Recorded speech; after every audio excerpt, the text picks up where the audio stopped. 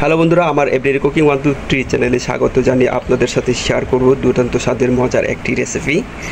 তো যে যেখান থেকে দেখছেন আশা করি সবাই ভালো আছেন, সবাই ভালো থাকবেন, সুস্থ থাকবেন, সবার জন্য শুভকামনা রইল। তো ভিডিওটি দেখার পূর্বে লাইক দিয়ে দেখা নেওয়ার জন্য অনুরোধ রইল, কারণ আপনাদের একটি মূল্যবান লাইক আমাকে ভিডিও বানাতে উৎসাহিত করে। আপনি যদি আমার চ্যানেলে নতুন হয়ে থাকেন তো সাবস্ক্রাইব করে আমার পরিবারের পাশে থাকার জন্য অনুরোধ রইল। তো এখানে আমি পুঁই শাকগুলো ভালো করে কেটে পরিষ্কার করে নিয়েছি, আর পেঁয়াজগুলো কুচিয়ে নিয়েছি, আর পাতা শুটকিগুলো ভালো করে গরম পানি দিয়ে ধুয়ে পরিষ্কার করে নিয়েছি, আর রসুনগুলো কুচি করে কেটে নিলাম, আর কাঁচামরিচগুলো কুচি করে কেটে নিয়েছি, আর লাল শুকনো মরিচগুলো নিয়ে নিলাম। তো যাওয়া যাক মূল পর্বে।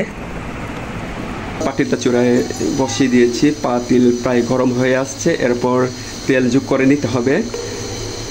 তো তেলটা একটু বেশি করেই দেব, কারণ শাক রান্না করব তো তেল একটু বেশি করেই লাগবে। তো দিয়ে দিলাম তেলটা। তো তেল যতক্ষণ পর্যন্ত গরম না হয় অপেক্ষা করে নিতে হবে, যেন তেলটা গরম হয়ে আসে।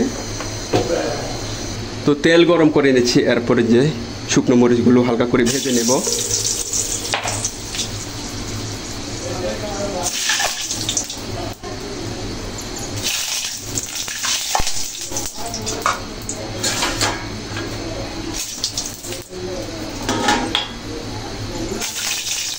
এরপর যে কুচিয়ে রাখা রসুনগুলো হালকা করে ভেজে নিব।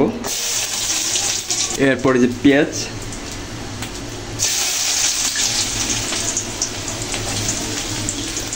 তো পেঁয়াজগুলো হালকা ব্রাউন কালার করে ভেজে নিতে হবে, যেন পেঁয়াজের কাঁচা ফ্লেভার এটা যেন না থাকে।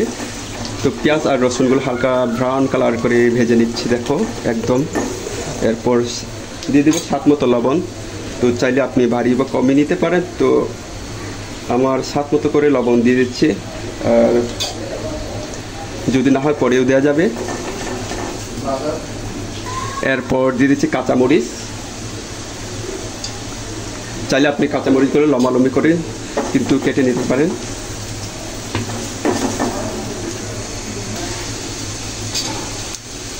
এরপর দিয়ে দেবো হালকা পরিমাণ হলুদের গুঁড়া, যেন কালারটা সুন্দর হয়ে চলে আসে।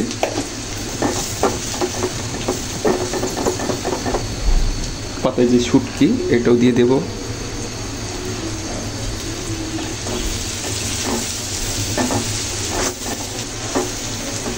তো যে বাঁশপাতা শুটকিগুলো বেশ ভালো করে ভেজে নিতে হবে, যেন শুটকির যে কাঁচা ফ্লেভার যে না থাকে।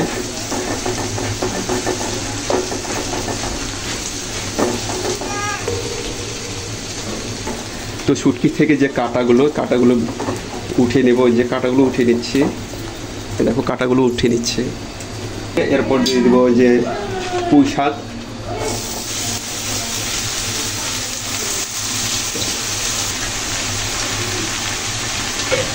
যেন মশলার সাথে ভালো করে যেন লেগে থাকে শাকগুলো, তো নেড়ে চেড়ে দিচ্ছি।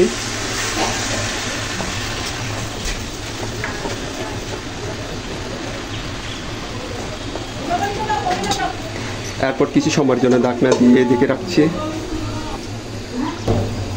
তরকারিগুলো একটু পর পর এইভাবে নেড়ে চেড়ে দিচ্ছি।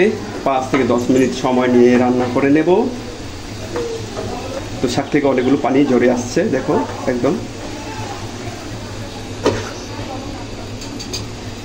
তো বন্ধুরা, 5-10 মিনিট সময় নিয়ে শাকগুলো রান্না করে নিয়েছি, একদম ঝোল শুকিয়ে গেছে, দেখো একদম হয়ে গেছে। তো চুলার যে ভলিউমটা বন্ধ করে দেবো। তো আমার যে সকল ভাই বোনেরা যে যেখান থেকে ধৈর্য সহকারে দেখছেন, সবার প্রতি আমার কৃতজ্ঞ রইল। এভাবে পাশে থাকবেন, কাছে থাকবেন। তো আপনাদের সহযোগিতা একান্তই কাম্য। তো এই শুকনো মরিচগুলো দিয়ে দিচ্ছি। আজকে এ পর্যন্তই। আল্লাহ হাফেজ।